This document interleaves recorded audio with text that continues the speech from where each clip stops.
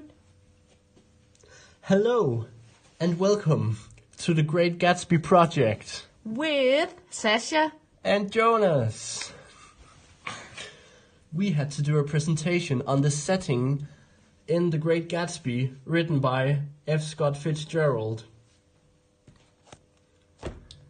Now first, we have to present the time period, as the novel takes place in the summer of 1922, or time period the 1920s. This is 4 years after World War I ended, which in its aftermath led to a high rise in the stock market. So America in the 1920s was a prosperous country, wherein people were very wealthy and could afford stuff like very expensive cars. And it's to say that materialism rose to an all-time high in this time period. But another important point was the prohibition, or to say the ban on alcohol. As it now was illegal to import, produce and sell alcohol, but not illegal to purchase or drink it. This gave an opportunity to people in America. Even though it was a criminal act, people became bootleggers. Which is to say that J. Gatsby in the novel became a bootlegger as well. And a bootlegger is a person who distributes alcohol illegally. And this was done by smuggling it in cars, and hereby Gatsby could make a lot of cash in a small amount of time. And in the book, Tom accuses him of being a bootlegger and puts him in a very negative light. The quote is this: "He and this Wolfsheim bought up a lot of side street drugstores here and in Chicago and sold grain alcohol over the counter. I picked him for a bootlegger the first time I saw him." Tom is very negative about this, as he thinks it's unfair that Gatsby can make that amount of money in such a short time, and also that it's unfair that he is exploiting the prohibition to become rich. This feud between Tom and Gatsby is very clear looking at the place where they live. E-stack represents old money, and Tom is from old money, which is very clear from this quote by Nick, which says, "His family were enormously wealthy. Even in college, his freedom with money was a matter of reproach." To explain, old money is inheriting money and coming from a very wealthy family. So by Nick's quote, we can see that Tom is from old money, as he is from an enormously wealthy family, and his matter of reproach with his money was very free. On the other side of the spectrum, we have Westack, which represents new money, and this is the place where J. Gatsby lives. And as we established, his turn to wealth came from bootlegging, so he made his money later in life. Also, it is worth pointing out that Nick represents new money as well, but is not, but actually comes from a wealthy family himself, but not as wealthy as Tom's family. And also Nick is more humble, as we can also see here on the picture showing Nick's house compared to Gatsby's house.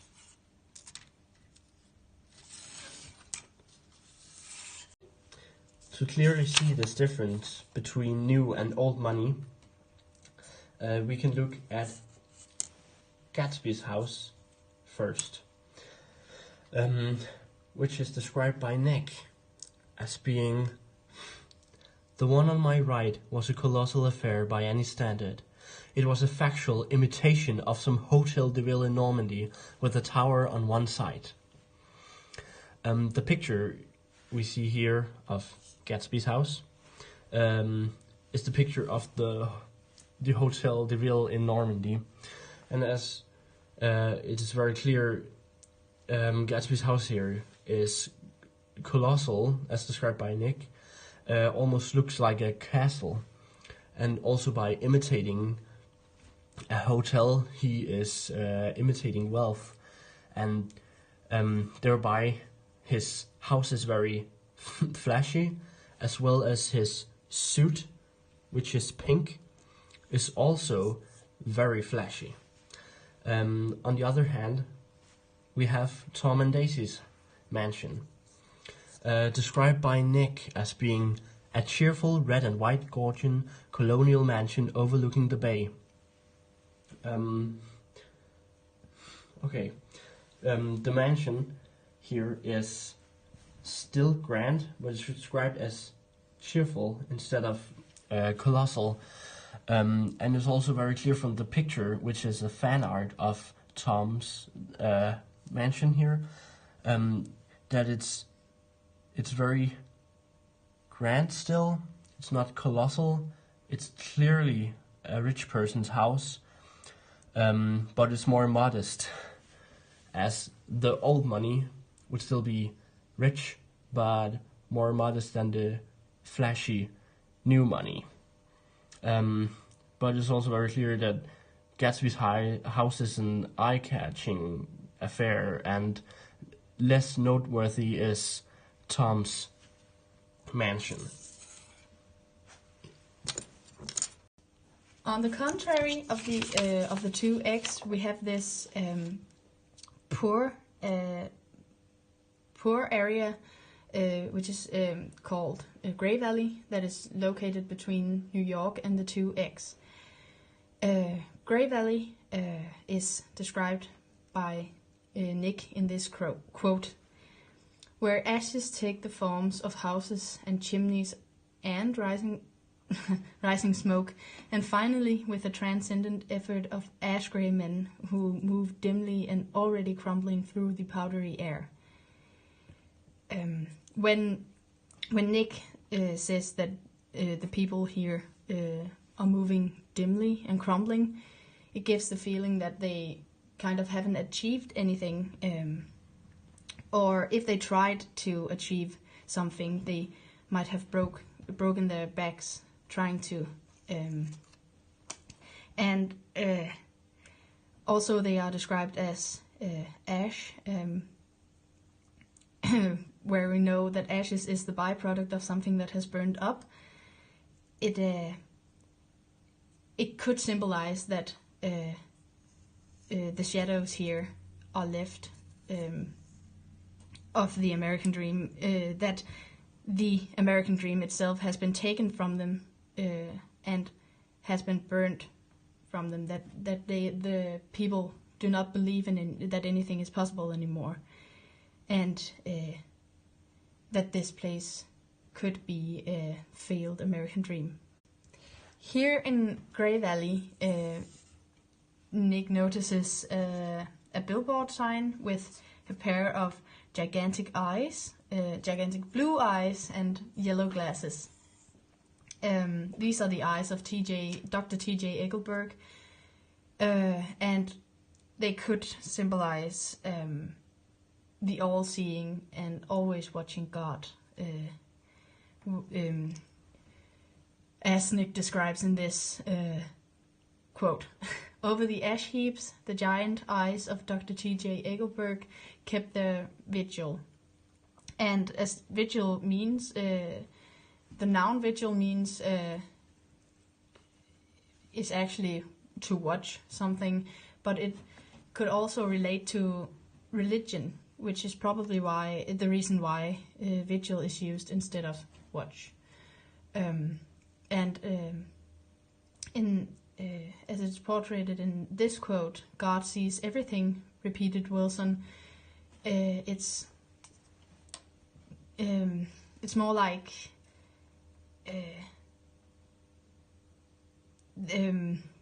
that Wilson is staring at this sign, and as the characters in this novel seem to be non-religious, there is always there's what is the word? Still this hint of religion and a god frowning, because of the choices and the actions that were made in Grey Valley. Yes, and since these eyes is on an advertisement, it could be that God has been replaced by capitalism, where capitalism is looking down on them and judging them just like a god would. The eyes which we have linked to capitalism, we could thereby link to the American dream, as the American dream is about achieving one's social status and thereby coming to wealth. And as the eyes are looking down upon the people of Great Valley, they want to believe in the American dream, as one would want to believe in God for life to become better.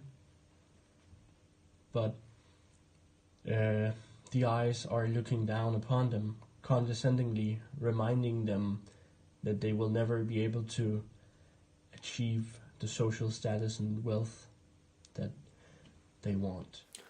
To sum up, the 1920s was a prosperous time in America, wherein people exploited the prohibition to make an easy buck.